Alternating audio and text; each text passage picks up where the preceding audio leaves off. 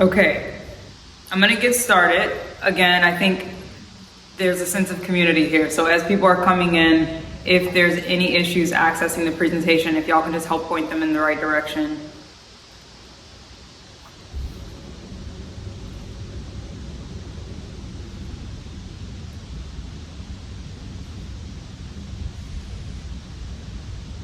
Okay.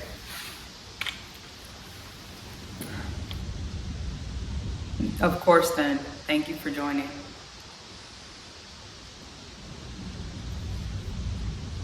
All right, so just a couple notes. You can call me Professor Charles. I am not a professor by trade. As Medea would say, I am a professor at the college. So that we're on the same page. I'm an interior architect by trade. I have done my studies with Parsons Design School, which is a part of the New School in New York City. And I saw what Dr. Barlow's impact had from the African American studies perspective, and I just understand that there's a huge gap. Professor, exactly, you spelled it right. I saw that there was a huge gap in Black African presence in the African diaspora across design, and I think this is where we're going to start to bridge that gap. It starts with us and having these conversations and this open dialogue. So this was kind of my motivating factor. It was a huge opportunity to say, okay, there is an opportunity to engage, inform, and educate specifically Black women, Black men in a way that we have not been, and to kind of make an impact in the design space in a way that we have yet to do. So that's a part of my intention. That's a part of who I am. You can call me Professor Shane. You can call me Shane, whatever your preference is. It looks like one of my cousins are in here, Kiki Charles. I don't know, maybe. But that's my intention. That's who I am. We'll dive in a little bit here in a second. It seems like more people are joining. Thank y'all so much for coming in. To all my cousins who are late, I'm not going to be too upset because I was having technical difficulties, so I'll jump right in here. So as we look at the presentation, the foundation of this class is to explore the interior identity as we look at the African diaspora across design.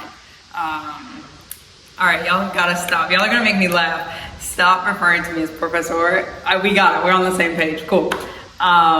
Looking at how the impact, the measure to which we're able to capture the design space as a people, and kind of closing the gap and bridging the gap from the individual of the African perspective over to the African diaspora perspective. And that's a part of the Black experience to which we know it, right?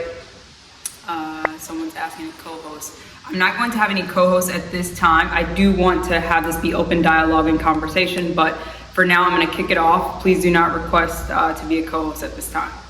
I am going to kick it off. I do want to engage the community in any way that I possibly can so that this is a conversation that we're having in a transparent and open way. Just give me a second to kind of get things kicked off here.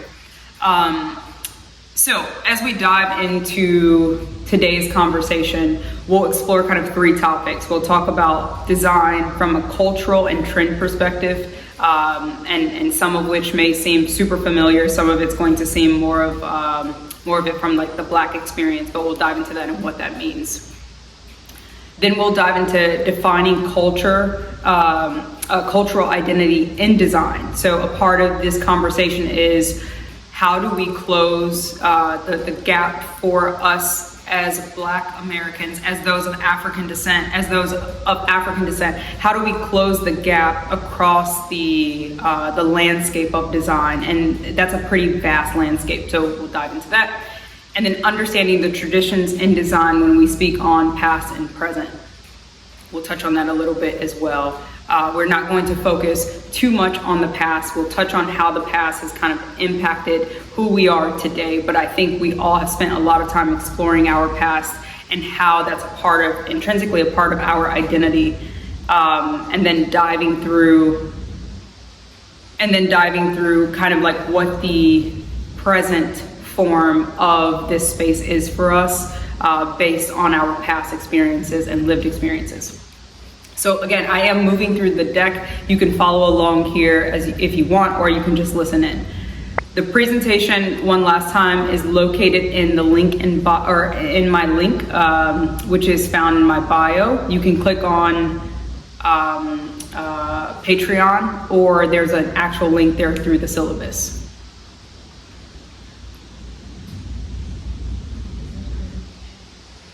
It says presentation for the link in bio.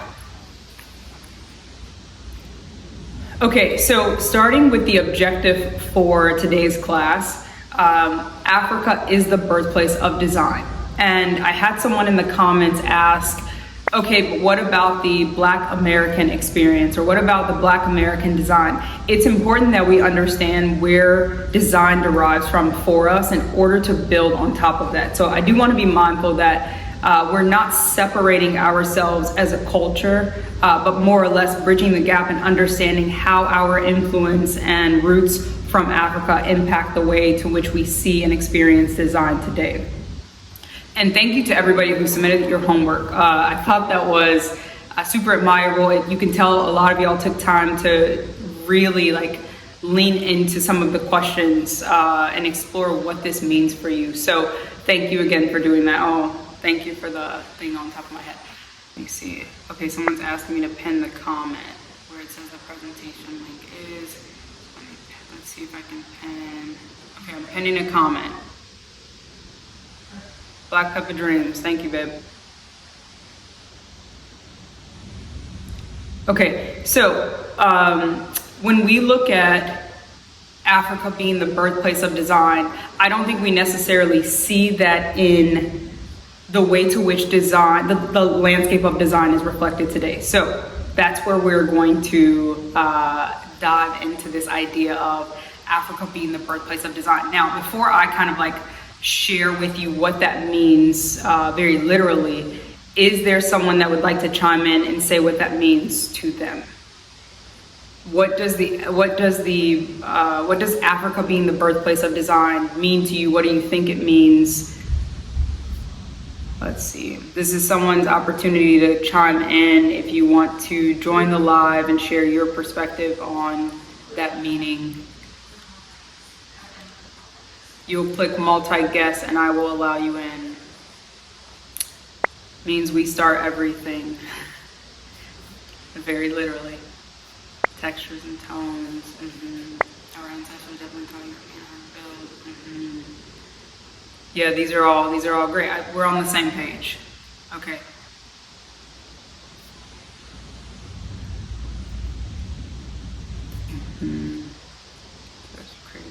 Creativity, culture.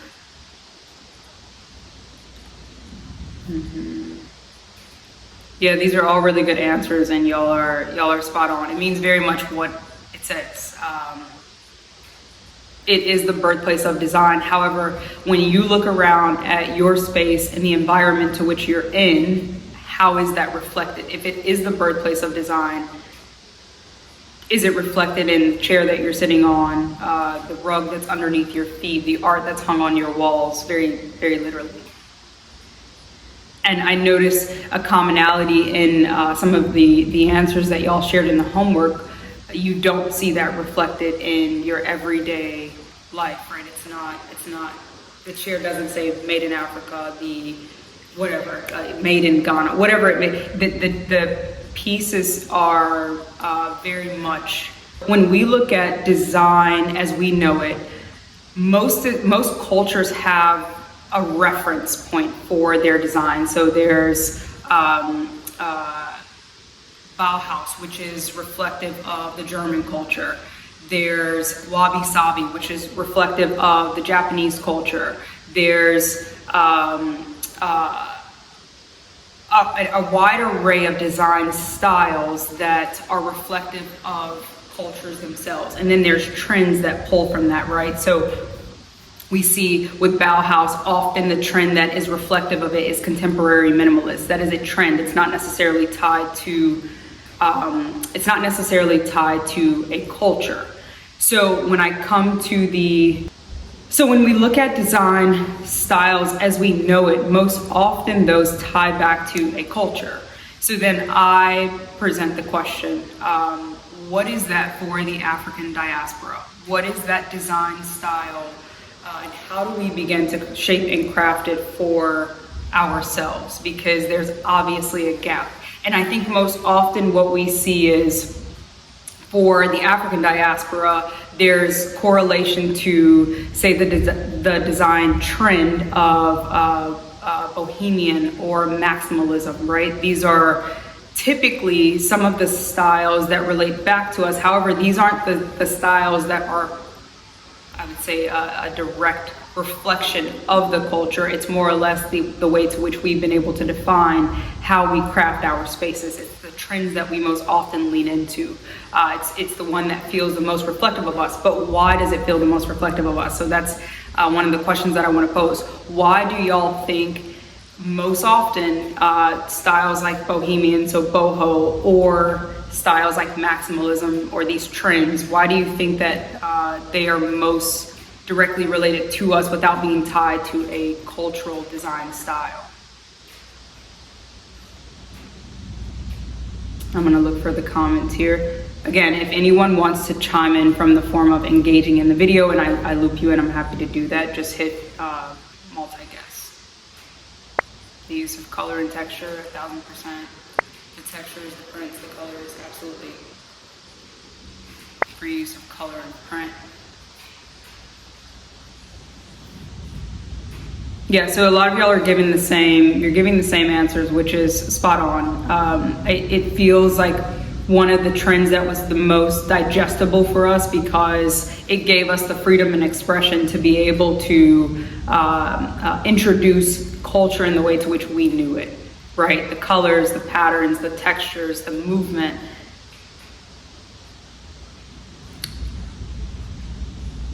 But the challenge that this presents is because it's not tied to a cultural design for us, we often get looped back into the Eurocentric design styles because there's a lack of a hub to tie our design style to. So what I do want to ensure is that I'm not discrediting the fact that there is a Moroccan riad design style, right, which is tied to the Moroccan culture. And that's a very prominent design style in my opinion, but that doesn't include, yeah, y'all, some of y'all comments are spot on.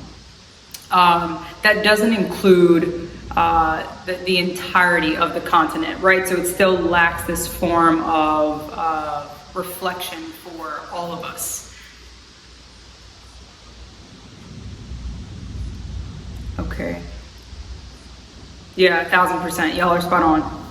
It doesn't necessarily reflect all of us in that specific design style. So as we're looking through the deck, some of the images that you'll see in slides 4 through 7 are my way of posing this question. When we look at maximalism, when we look at boho, yes, those are design trends that we most often lean into, but what is our hub? What do we consider ours as the African diaspora?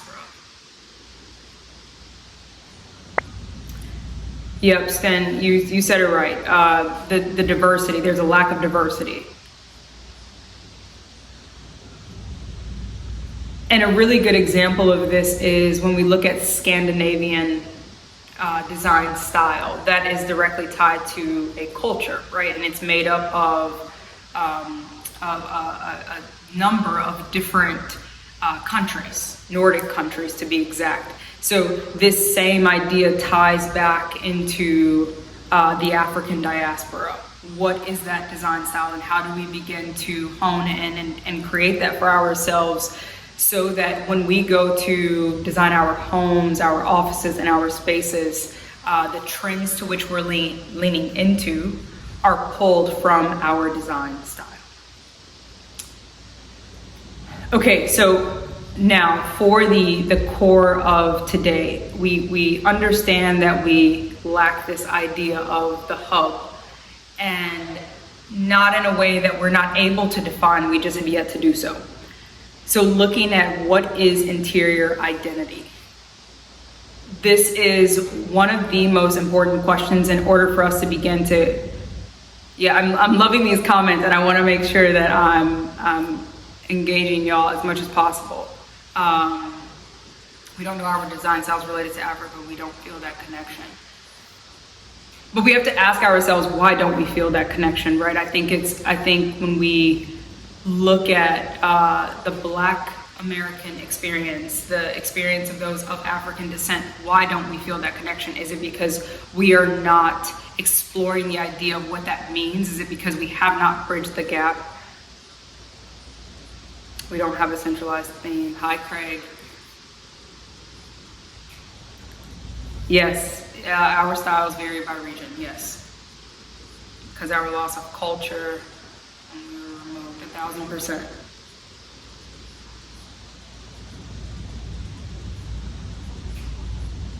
I think it's both. These are some amazing responses. Style is not sure we know our history.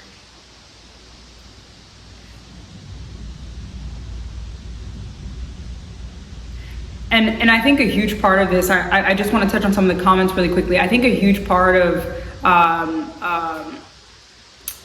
what we've been taught from a Eurocentric perspective is what has shaped a lot of our choices and decisions in design.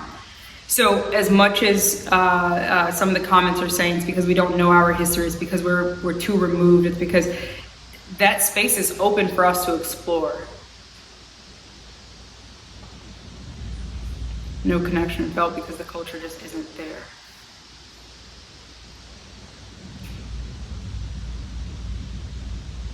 Okay, I love these questions, or these comments. I'm gonna revert back to some of the contents in the deck, but I will continue to engage as we move through. When we look at what interior identity is, it refers to the way that spaces reflect and preserve cultural heritage. So I think what we have is I want to ensure that we're giving ourselves the credit. We have an awareness of who we are, right? Especially when you think about the Black experience here in America, we have an awareness of who we are. We have an awareness of that there is land to which we are deeply and intrinsically connected to. So now it's bridging the gap between those two because it's so deeply rooted. And this is where, when we look at how culture shapes interior spaces, the fact that the gap has not been bridged is why there is a lack of our presence in the way to which we design.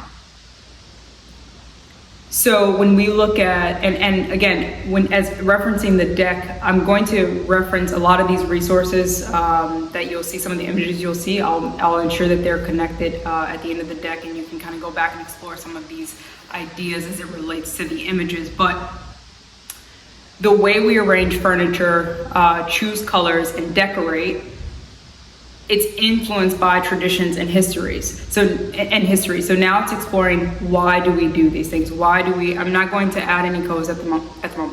Why we do these things and how they are deeply connected to us.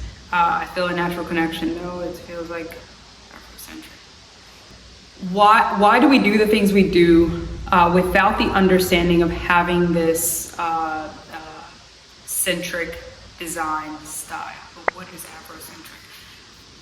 Yes, Faith, that's a great question. I think this plays a huge part into this. I think we reference Afrocentric in a way that is combative to Eurocentric, but it's defining what Afrocentric is.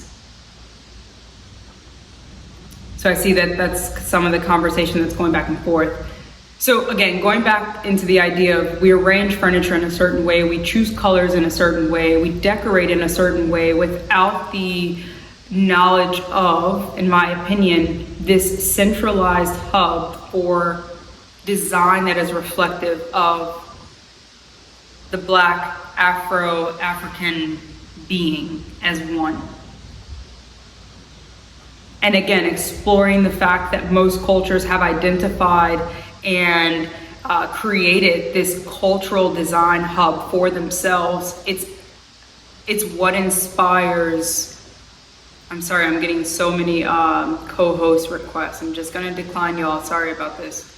I'm gonna decline y'all for now. So the goal is to ensure that we walk away from these next 4 weeks with a hub that we call our own. And I do think that with this sense of community and this strong desire to bridge the gap, why does it hurt to connect the bridge? To bridge the gap, I do think that we will be able to achieve this.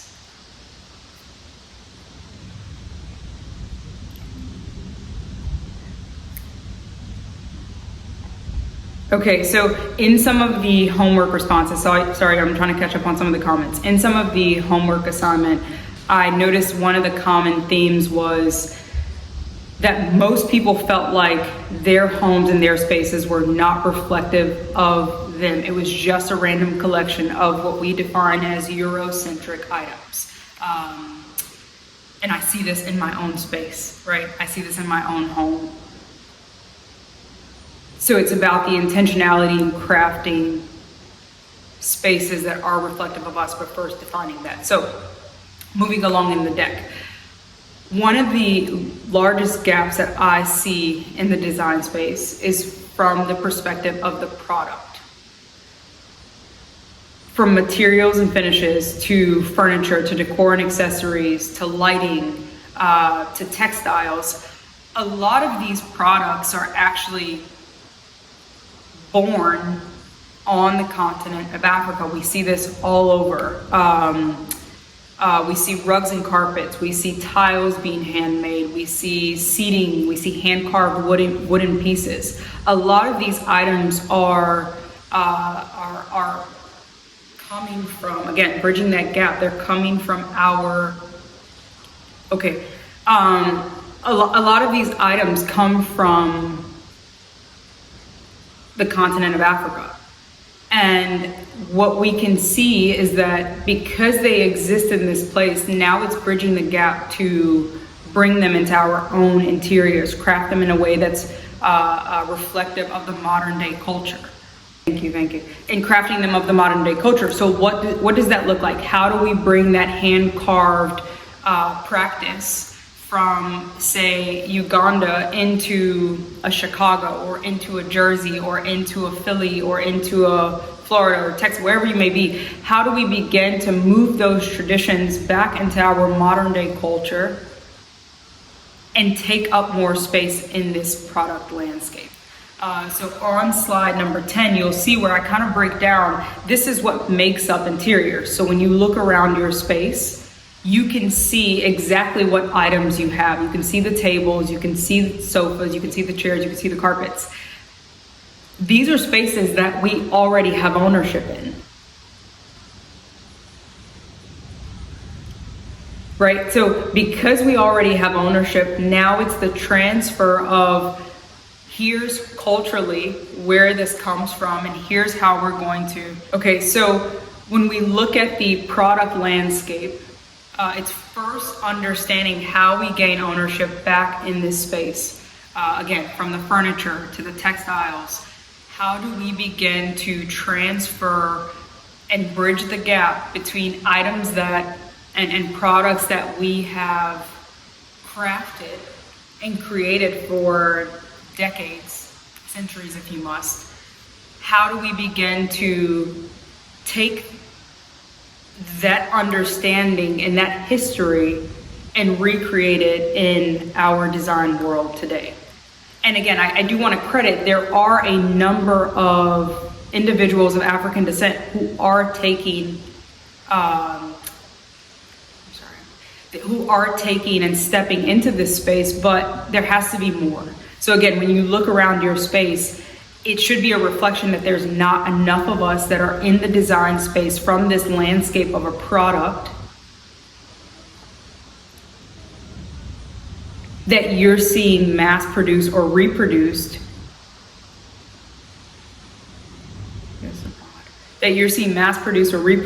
that are that's taking up space. So looking at the idea of interior identity, we're exploring this landscape of, it doesn't just start with moving sofas and chairs around and hanging art. It's more or less how much of this is crafted and created by us. So this is where I talk about bridging that gap, right? In the modern day culture, we have the opportunity to capture and produce. Nani, and I want to be clear, when I talk about mass production, I'm not saying in the way of a Walter E. Smith. I'm not talking about furniture in the landscape of Amazon size. I'm saying to have the opportunity that the coffee table that you're looking at in your room has been created by an artist of African descent, a Black American artist who has been able to get their pieces into the homes of thousands of people, right? So then when someone of African descent or a Black individual looks around their room, they feel that it is reflective of them. Okay, so moving along in the deck, we understand that there's a product gap, right, in these, that there's a product gap, and some of the homework assignment, some of the responses in the homework assignment I thought were beautiful, because there were a few people who said, oh, my mother, my father, my uncle, my cousin, they built my dining table. That's beautiful. That's absolutely amazing. I'm sure that is probably a piece that you feel the most connected to, right? But you know whose hands it was built by. You know that it's a reflection of your culture from a family perspective. So now it's understanding how do we begin to take up more space, not in just the way of understanding the African diaspora design category, but the ownership within design. So then we talk about the deep connection to community and meaning and defining that. Someone mentioned earlier that it's because we don't have this deep connection to Africa as Black Americans, as those of African descent. The information is out there, so now again, it's about just bridging that gap.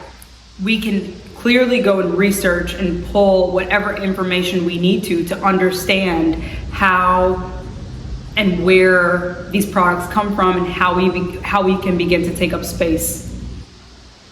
How we can begin to take up space in the product category. But it's also looking at when you think about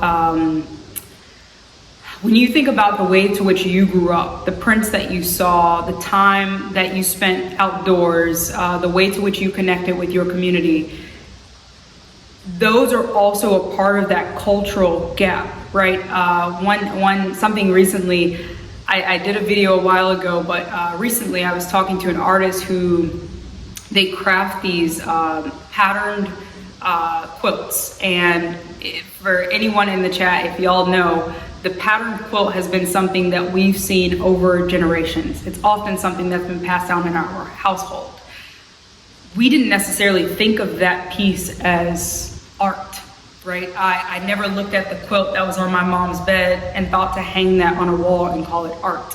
However, it is art today, and it is being recreated and unfortunately reproduced in a Eurocentric way. But that is something that when you look at how we as a culture capture our interior identity, it's by understanding what we already have. It's by understanding what we already have ownership into. So even from a gap bridging perspective, a lot of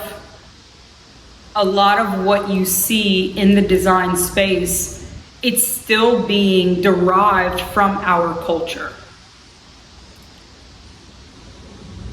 The gap is that we're not the ones that are always capturing it, right? We're not saying, let me take that quilt that I saw for generations in my household and recreate that into an art piece. Again, not to discredit the fact that there are those of African descent, Black women who are creating these pieces. It's also just who's getting the attention for the pieces that are being created. Okay, and if you're following along, I'm moving down to slide 10, or pardon me, slide 12, where we kind of capture the history. So now we understand there are design styles that relate back to culture, and there are trends that pull from those design styles. We understand that there is a gap in cultural identity because us of African descent have not necessarily bridged the gap to understand the power to which we hold in this space from a product perspective, from a design perspective, from a creative perspective. We have not begun to capture exactly what it is that we are, that we have ownership in. So when we look at the history, the way to which homes were built, the way to which architecture was acknowledged, pre-colonial era, before the colonization, we had ownership in these things. We were prominent figures because we were the builders of them.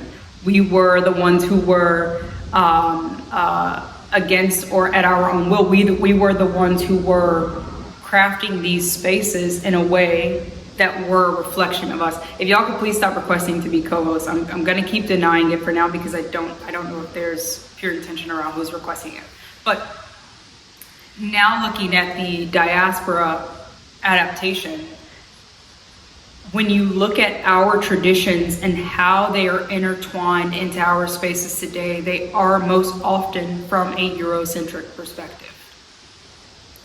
So how do we, and I would love some engagement on this, how do we imagine defining the design style across the African diaspora from a cultural perspective?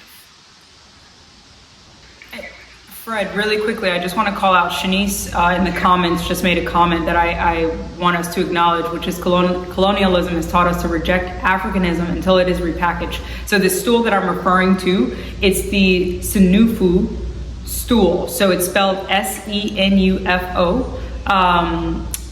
And you'll see when you pull this up, now you can find it on all types of websites. But this is a cultural item. This is something that is not, maybe say 10 years ago would not have been found on a Target shelf. Maybe now you can find it because it has been reproduced and in the form of a Eurocentric perspective, mass produced to appeal to the masses in layman's terms. So Faith, yes, you spelled it correctly. So when we talk about our ownership in the space, establishing our interior identity, it is so much deeper than just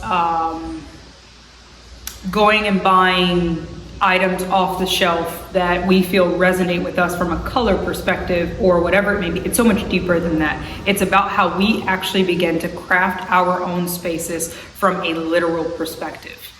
And you bring up such a valid point, Faith, and this is why I do believe that what Dr. Barlow started is so significant, because first we have to understand our experience on a very elementary level, the level of brainwashing that we have been unawareingly kind of tapping into, right? When you talk about, oh, it looks like Studio McGee, again, another Eurocentric concept that has been pushed to the masses, and we've just naturally adopted because it's accessible. But it's accessible because that European individual was willing to put their product out there and try. And so when I ask the question, does our space reflect us? I'm not asking again if the sofa that you're sitting on is comfortable. It's who was it made by? Who was the originator of the idea? It's thinking a little bit deeper, and to your point, when you know your history or when you have a glimpse of what your history could have been, pre-colonialism, who are we? And in modern day design, what does that look like? So you're asking the question, which is what I'm hoping this course will bring us to, establishing a design style that is reflective of our culture. If you click on slide number, I believe it's 13, I talk about mainstream design. So when you say that also within African countries, there is this watered down version of design elements that used to hold spirituality and depth and a connection to heritage and culture, those two are now being washed away. When you look at how rankings go in a design perspective, and I'm gonna disconnect our chat songbird, but it was such a pleasure because this leads me to my next point. When you look at mainstream design and the rankings, majority of the US leads, it's number 2 in design. But when you look at the rankings on a global scale, African countries are, Tanzania is number 95, Kenya is 101, Zimbabwe is 102, Botswana is 103. We are as an African culture, we are not pacing well in the design space, which I know is not true. When you look at the US being number 2, you have to ask yourself, who's in that US category that would make it number 2 if those that are in African countries are not leading? The reality of it is like every other area and genre and category, the Eurocentric vision always has led. But I do believe that we are now in a position to take back ownership of a lot of these spaces with the simple awareness teaching and this aspect of reconnecting as a community. Obviously, bringing this to the surface is a part of the work, but now it's starting to dissect the how. So when you look at, again, rankings, they focus more on the European styles, which is why the US would be number 2, because obviously it was being prioritized in the US. One thing that I want to acknowledge here, the level of, and when I say we're in a unique opportunity to take back ownership, the level of growth that we're seeing across, let's just say architecture, for example. And if you click on slide, I believe it's slide number 13 or 14, I break down some of the leading faces in architecture. We've got Kimberly Dowell. She's actually Chicago based and she is a force to be reckoned with.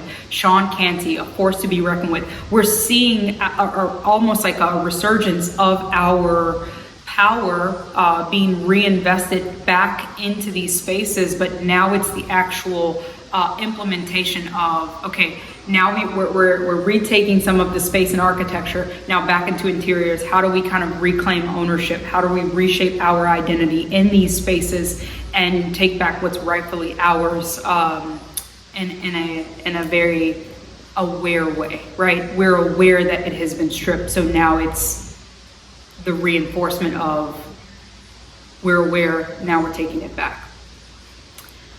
This has been such a wonderful class. The goal in this time was to understand the foundation that we're laying, right? The interior identity. The goal in the conversations were, how do we ensure that we're all on the same page, that a part of us has been lost in translation and we have the space, we have the power to reclaim and reinforce ourselves back into our spaces. I believe that we're starting to do that work by coming together here in such a way with social media, coming together here to do this work. Now it's chipping away at it one by one. I think having these conversations with others who are just as renowned in their work. We had one of an actual professor jump on here. We had her come on and share her perspective. This is how we began to do the work as a people, and I am just extremely grateful at all of y'all who have joined. As for the next class, we do dive into color theory. Again, I think color starts to reignite some of our glow and shine as people. It's how we define a lot of our spaces and how we begin to define ourselves. So we'll spend the next class going through establishing how our identity shows up from the perspective of color. The assignment will be also found in the Patreon link. I'm using Patreon, just so y'all know, as a hub. It's the easiest way to kind of aggregate and combine all of the information that I'm putting out there.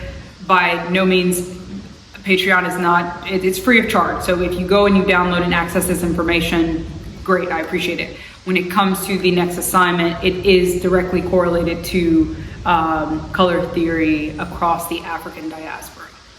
Thank y'all so much for joining. This has been such a pleasure. I look forward to continuing the conversation and continuing to connect with all of y'all, and have a wonderful rest of your Saturday.